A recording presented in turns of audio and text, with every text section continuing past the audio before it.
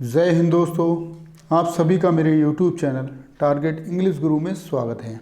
दोस्तों, आज का हमारा महत्वपूर्ण टॉपिक है थॉमस स्टर्न्स एलियट पर आधारित प्रैक्टिस सेट 3, जिसमें दोस्तों हमने 30 महत्वपूर्ण अभ्यास प्रश्नों को लिया है जो परीक्षा की दृष्टि से अत्यंत महत्वपूर्ण है।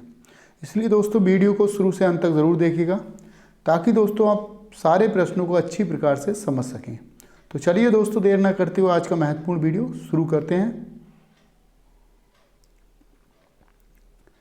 प्रश्न नंबर 1 को देख लेंगे साथियों। पहले इसमें कहा गया है दोस्तों, criticism must always profess an end in view which roughly speaking appears to be the elucidations of works of art and the corrections of taste who said and where। साथियों आपको बताना है, प्रश्न नंबर 1 में आपको बताना है साथियों, आलोचना को हमेशा एक अंत का दावा करना चाहिए जो मोटे तौर पर कला के कार्यों की व्याख्या और स्वाद के सुधार के रूप में प्रतीत होता है। ये दोस्तों किसने कहा है आप और कहाँ कहा है दोस्तों, आपको बताना है। Iliad in the function of criticism में, इलियड इन परफेक्ट क्रिटिक्स में, Arnold in the study of poetry में, अरिस्टोटल इन द पोइटिक्स में। ठीक है, इसमें देख लेंगे दोस्तों।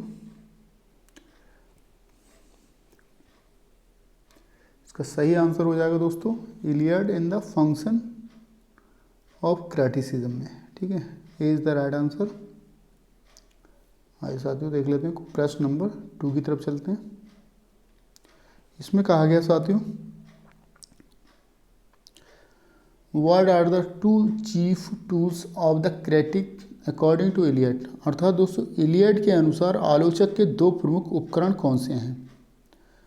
इलियड के अनुसार दोस्तों आलोचक के 2 प्रमुख उपकरण कौन से हैं, जजमेंट एंड ऑब्जेक्टिविटी, या दोस्तों बी में कहा गया है impartiality and in depth study, C में कहा गया दोस्तों कंपैरिजन एंड एनालिसिस, डी में कहा गया non of these. Question number 2 को देख लेंगे साथियों।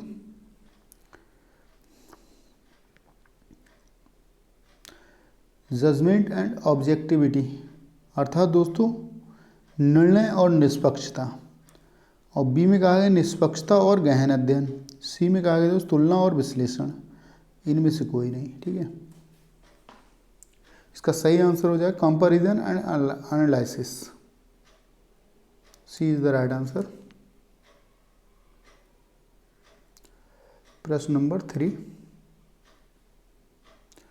इसमें कहा गया दोस्तों the functions of literary criticism is to promote the understanding and enjoyment of literature who said and where. साथियों आपको बताना है, साहित्यिक आलोचना का कार्य साहित्य की समझ और आनंद को बढ़ावा देना है। किसने और कहाँ कहा है दोस्तों, आपको बताना है। Iliad in the tradition and the individual talent में, द इलियड, बी में कह रहा है दोस्तों Iliad in the frontiers of criticism में, सी में कहा गया दोस्तों Arnold in the study of poetry में, डी में कहा गया non of these. Question number 3, A is the right answer साथियों। दोस्तों परंपरा और व्यक्तिगत प्रतिभा में दोस्तों इलियट ने कहा है, ये इसको देख लेंगे दोस्तों। ए इज द राइट आंसर। प्रश्न नंबर 4, दोस्तों प्रश्न का आकार बड़ा है इसलिए दोस्तों मैं यहाँ हिंदी में पढ़ने का प्रयास करूँगा इसको। इसमें कहा गया दोस्तों कविता एक श्रेष्ठ मनोरंजन है। मेरा मतलब श्रेष्ठ लोगों के लिए एक मनोरंजन नहीं है, मैं इसे एक मनोरंजन कहता हूँ, इसलिए नहीं कि ये एक सच्ची परिभाषा है, बल्कि इसलिए कि अगर आप इसे कुछ और कहते हैं तो आप इसे कॉल कर सकते हैं, ये कुछ और झूठ है। इलियड की यह टिप्पणी कहाँ दिखाई देती है साथियों, आपको बताना है दोस्तों।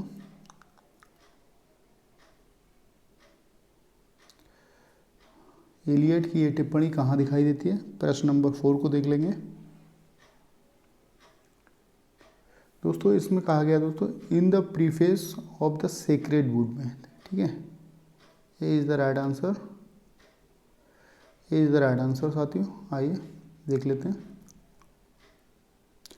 प्रश्न नंबर 5। प्रश्न नंबर 5 को देख लेंगे साथियों। Who thinks that there is an elements of intellectual snobbery in Eliot's criticism. साथियों आपको बताना है कौन सोचता है कि एलियट की आलोचना में बौद्धिक दंभ का तत्व है। George Sampson, Captain Rickett, Albert, George Watson. प्रश्न नंबर 5।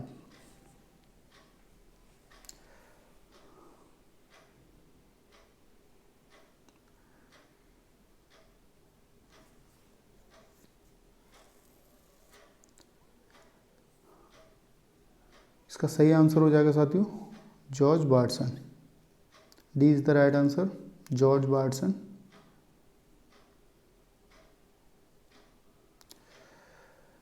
इसमें कहा गया साथियों question number 6, the epigraph of the Waste Land is from. साथियों आपको बताना है बंजर भूमि का पुरालेख है Chaucer, prologue, Homer, the Satyricon of Petronius, Arbiter, none of these. Question number 6 को देख लेंगे साथियों।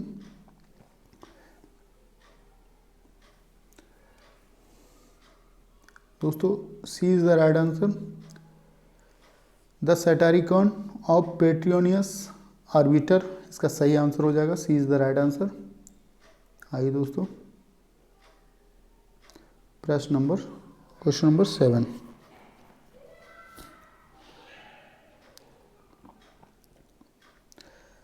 Elliott has dedicated one of his poems to Ezra Pound, name the poem. साथियों आपको बताना है एलियट ने अपनी एक कविता एजरा पॉन्ड को समर्पित की है। कविता का नाम बताइए दोस्तों।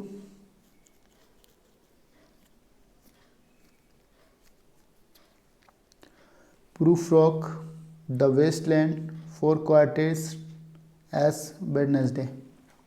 साथियों आपको बताना है क्वेश्चन नंबर 7। इसका दोस्तों सही आंसर हो जाएगा the Waste Land. B is the right answer. आइए साथियों क्वेश्चन नंबर 8। इसमें कहा गया साथियों Eliot describes Ganga as. Eliot ने गंगा का वर्णन इस प्रकार किया है slow lean, flowing, sunken, none of these. आपको बताना दोस्तों इसका सही आंसर होगा संकेन, ठीक है। इसका सही आंसर होगा दोस्तों sunken, C is the right answer. प्रश्न नंबर 9। इसमें कहा गया दोस्तों the inductions of 4 Sanskrit words in the Waste Land is derived from. अर्थात दोस्तों बंजर भूमि में 4 संस्कृत शब्दों का समावेश किससे लिया गया है? दोस्तों द वेस्टलैंड में, वेस्टलैंड का मीन होता है दोस्तों बंजर भूमि, ठीक है। द वेस्टलैंड में 4 संस्कृत शब्दों का समावेश किससे लिया गया है? आपको बताना है दोस्तों बृहदारण्यक उपनिषद, दोस्तों Brihadaranyaka Upanishad, the Vedas, the Upanishad, the Gita. आपको बताना साथियों इसका सही आंसर हो जाएगा दोस्तों बृहदारण्यक उपनिषद। इसको दोस्तों हिंदी में जब लिखेंगे तो बृहदारण्यक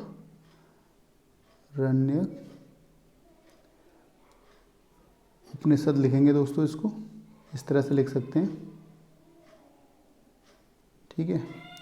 बृहदारण्यक उपनिषद। आइए दोस्तों प्रश्न नंबर 10।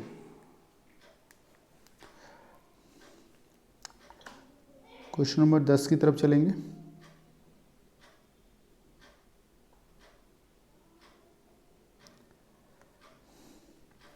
दोस्तों which month is the cruellest month in the Westland, अर्थात दोस्तों द वेस्टलैंड में कौन सा महीना सबसे ज़्यादा क्रूर महीना है?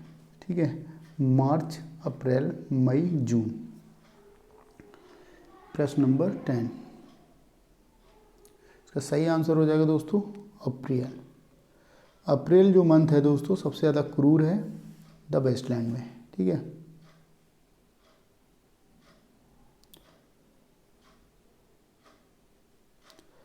प्रश्न number 11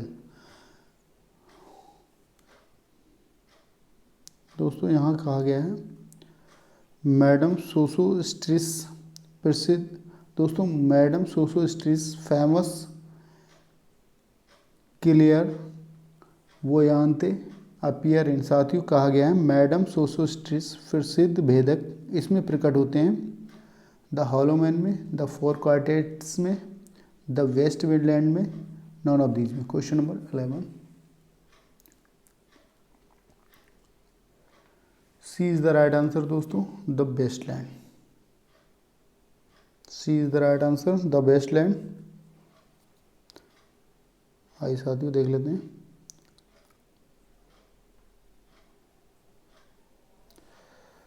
Those are pearls that were his eyes. Here Eliot has used the lines of Shakespeare. From which drama is this line? साथियों आपको बताना है।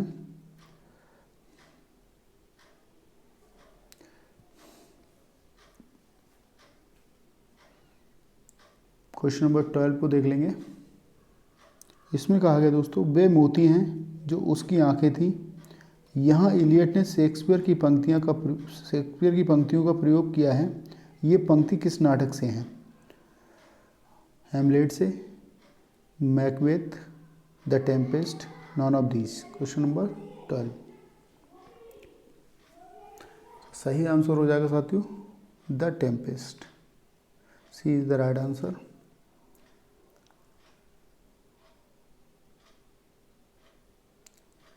प्रश्न नंबर 13, there is the story of Lil, there is the story of Lil and her husband. साथियों आपको बताना है there is the story of Lil and her husband in which part of the Westland does it appear.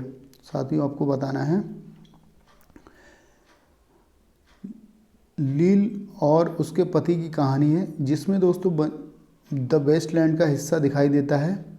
आपको बताना है।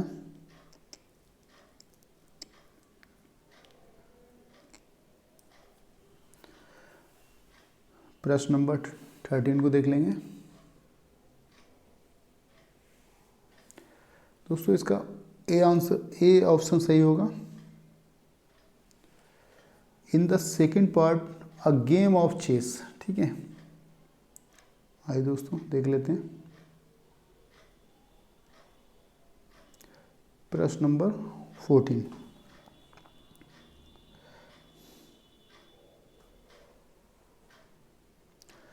ओ that Shakespearian rag it's so elegant where do these lines appear. साथियों आपको बताना है ये लाइन कहाँ से ली गई है। दोस्तों कहा गया the Hippopotamus Sweeney among the nightingales, the Westland, none of these. Question number 14 को देख लेंगे साथियों। इसका सही आंसर हो जाएगा the Westland. C is the right answer. आइए साथियों प्रश्न नंबर 15 को देख लेंगे साथियों।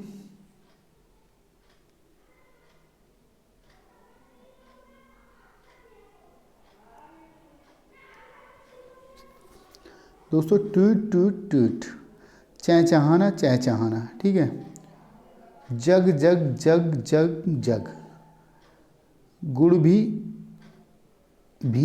इतनी बेरहमी से ज़बरदस्ती की झटपट। ये रेखाएं कहाँ दिखाई देती हैं दोस्तों? ठीक है, ये रेखाएं कहाँ दिखाई देती हैं? The hippopotamus Sweeney among the nightingales, the Westland, none of these. आपको बताना साथियों, क्वेश्चन नंबर 15 को देख लेंगे, द वेस्टलैंड। ठीक है, C is the right answer, the Westland, C is the right answer. आइए साथियों, प्रश्न नंबर 16 को देख लेंगे साथियों। Who is the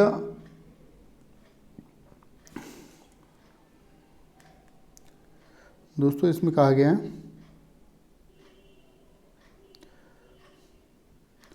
who is the Smyrna merchant in the Waste Land. साथियों आपको बताना है द वेस्टलैंड में स्मिर्ना व्यापारी कौन है? Mister Eugenides, mister Tiresias, mister Lil, none of these. दोस्तों इसका A is the right answer, mister यूजीनीड्स।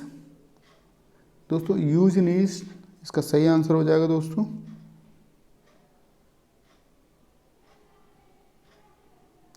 Mister यूजेनाइट्स, इसको ऐसे पढ़ सकते हैं दोस्तों, मिस्टर यूजीनाइट्स इसको पढ़ सकते हैं दोस्तों, सही आंसर होगा। आइए साथियों देख लेते हैं दोस्तों, CIF London documents French this line is from the Waste Land, what is CIF? साथियों आपको बताना है CIF लंदन दस्तावेज फ्रेंच, ये पंक्ति द वेस्टलैंड से हैं। CIF क्या है आपको बताना है साथियों। Cost insurance and freight, cost income and finance, concessions on income and finance, none of these. Question number 17 को देख लेंगे साथियों। A is the right answer, cost insurance and freight. ठीक है, A is the right answer. आइए साथियों प्रश्न number 18 की तरफ चलते हैं।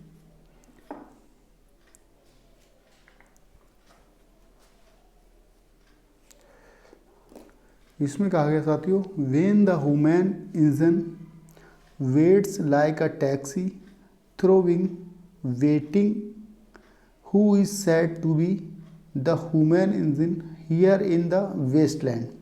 आपको बताना साथियों, प्रश्न नंबर 18। इसमें कहा गया साथियों, जब मानव इंजन प्रतीक्षा करता है, जैसे एक टैक्सी धड़कती है प्रतीक्षा कर रही है, यहाँ मानव इंजन किसे कहा जाता है?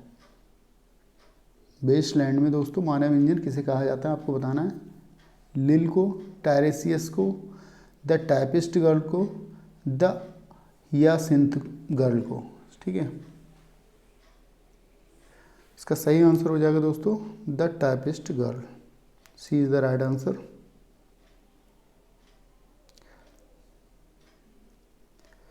प्रश्न question number 19।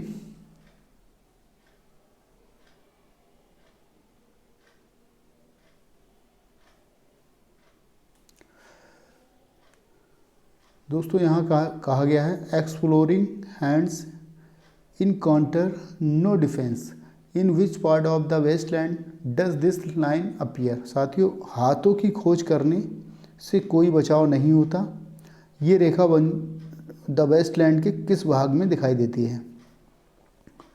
The fire Sarman में, द गेम ऑफ चेस में, दीद बाय वाटर में, व्हाट द थंडर सेड। आपको बताना साथियों, इसका सही आंसर हो जाएगा दोस्तों द फायर सरमन में। ठीक है,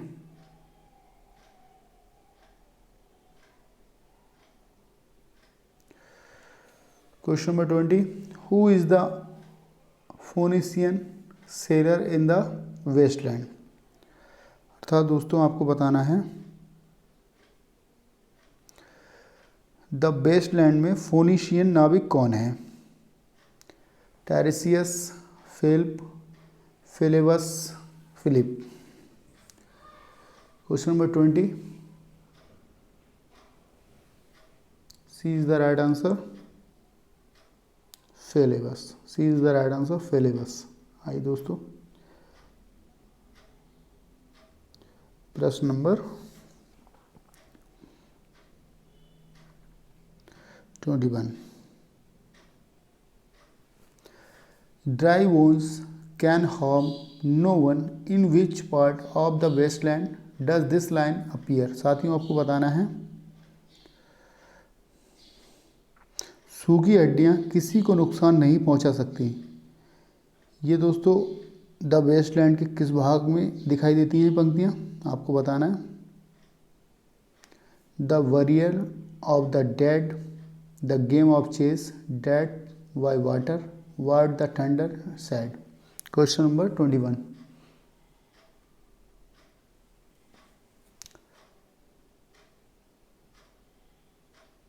D is the right answer.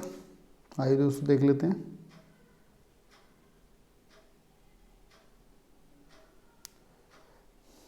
प्रश्न नंबर 22। इसमें कहा गया दोस्तों Dutta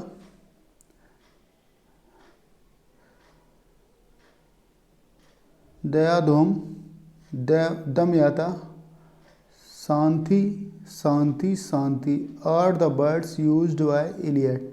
these words are in. साथियों आपको बताना है दत्त, दयाधोम, दमयता, शांति शांति क्या इलियट द्वारा इस्तेमाल किए गए शब्द हैं। ये शब्द बताना है दोस्तों। संस्कृत किस में दोस्तों इस्तेमाल किए गए? संस्कृत में, हिंदी में, प्राकृत में, पर्शियन में। आपको बताना साथियों दोस्तों संस्कृत में इस्तेमाल किए गए, हिंदी में इस्तेमाल किए गए, या प्राकृत में इस्तेमाल किए गए, या दोस्तों पर्शियन में। ठीक है, इसका दोस्तों सही आंसर हो जाएगा A is the right answer, Sanskrit. आइए साथियों क्वेश्चन नंबर 23। इसमें कहा गया दोस्तों in the waste land the Himalayas are said to be. अर्थात दोस्तों द वेस्टलैंड में हिमालय कहा जाता है स्नोडम को, हिमांतक को, हिमालयन को, हिमावंत को। ठीक है, आपको बताना दोस्तों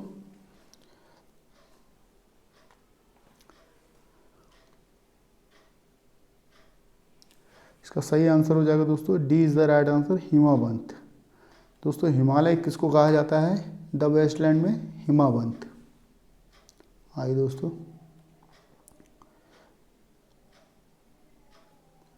question number 24।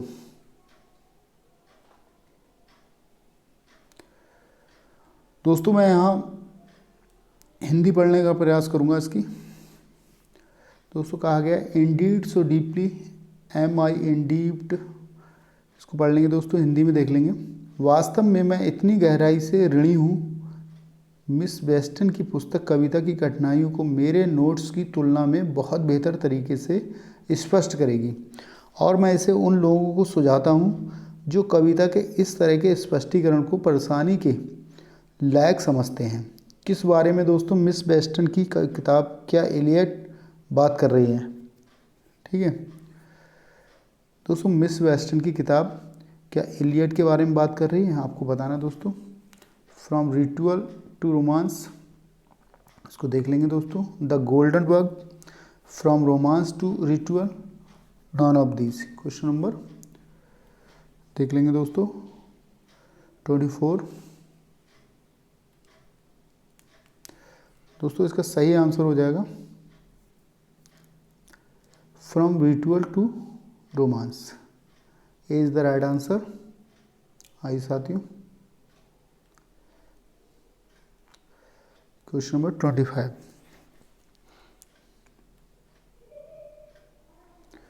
Besides Miss Weston's ritual to romance, Iliad is indebted the another work of anthropology. Which work? साथियों आपको बताना Miss Weston ritual to romance के अलावा एलियट निर्विज्ञान के एक अन्य कार्य के लिए ऋणी हैं। कौन सा काम है दोस्तों? The golden bug, Hamlet, the golden days, the golden leaves. आपको बताना साथियों। Question number 25।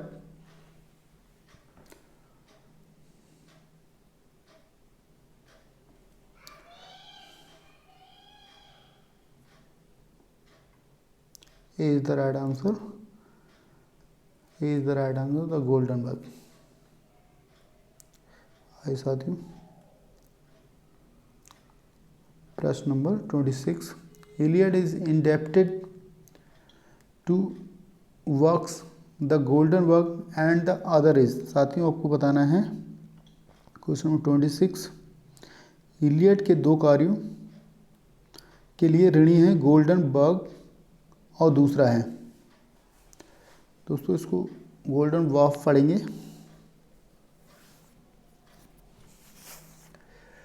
दोस्तों इसमें देखना है, सही आंसर देखना है साथियों।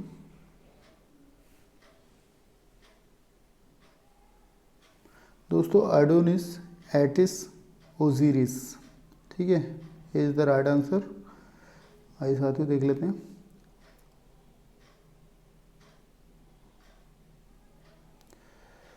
प्रश्न नंबर 27। What is the meaning of il miglior fabbro. ठीक है, what is the meaning of il miglior फेब्रो।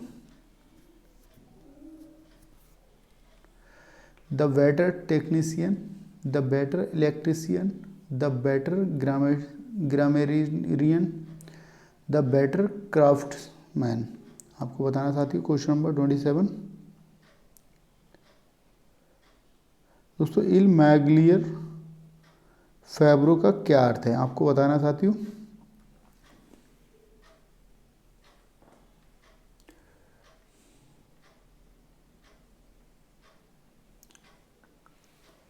दोस्तों the better craftsman, D is the right answer. D is the right answer साथियों। Question number 28। The title a game of chess is derived from a play by Shakespeare, Milton, Auden, Thomas Middleton. आपको बताना साथियों। Question number 28। दोस्तों शीर्षक अ game of chess किससे लिया गया है? Shakespeare, Milton, Auden, Thomas Middleton.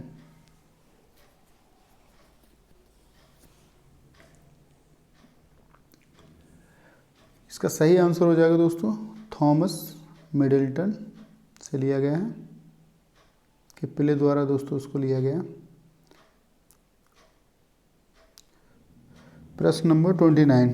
इलियड्स grandfather was a Unitarian clergyman whose religious zeal brought him to St. Louis in 1834। What is the name of Eliot's grandfather? साथियों आपको बताना है।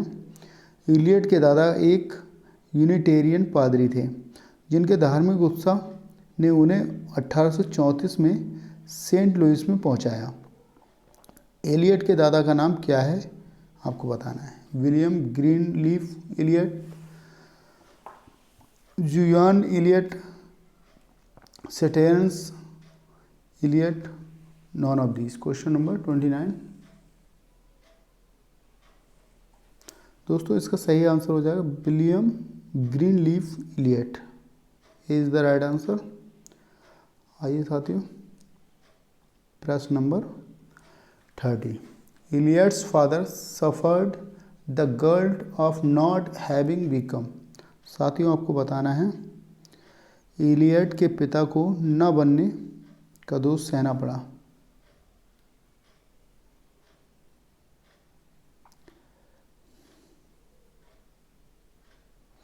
दोस्तों इलियट के पिता को ना बनने का दोष सहना पड़ा। क्या ना बनने का दोष सहना पड़ा?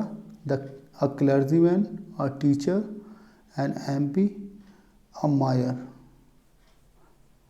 ठीक है, इसको देख लेंगे दोस्तों। A clergyman, a teacher, an MP, a mayor.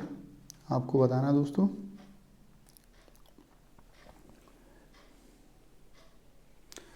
दोस्तों अ क्लर्जीमैन। ठीक है, इसको दोस्तों अ क्लर्जीमैन की बात की गई यहाँ पर। अर्थात दोस्तों एक पादरी। ठीक है, आइए दोस्तों, A is the right answer. Okay साथियों, आज के वीडियो में बस इतना ही। वीडियो कैसा लगा दोस्तों ये कमेंट बॉक्स में ज़रूर बताएं। और दोस्तों मेरे यूट्यूब चैनल टारगेट इंग्लिश गुरु को यदि अभी तक सब्सक्राइब नहीं किया है तो दोस्तों अभी सब्सक्राइब करें और साथ में लगे दोस्तों बेल आइकन को दबाना ना भूलें, ताकि दोस्तों नोटिफिकेशन के माध्यम से आपको अपलोडेड वीडियो मिलती रहे। इसके साथ ही दोस्तों thanks for watching this video, thank you so much. मिलते हैं नेक्स्ट वीडियो में, तब तक के लिए दोस्तों जय हिंद।